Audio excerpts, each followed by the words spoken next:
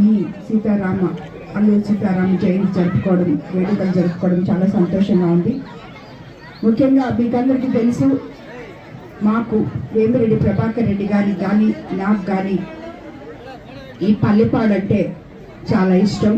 ఈ పల్లెపాడు నా కోవూరు నియోజకవర్గంలో ఉండడం, నిజంగా పల్లెపాడులోని గాంధీ ఆశ్రమం నా కోవూరు నియోజకవర్గంలో ఉండడం నాకు చాలా సంతోషం అనిపించింది.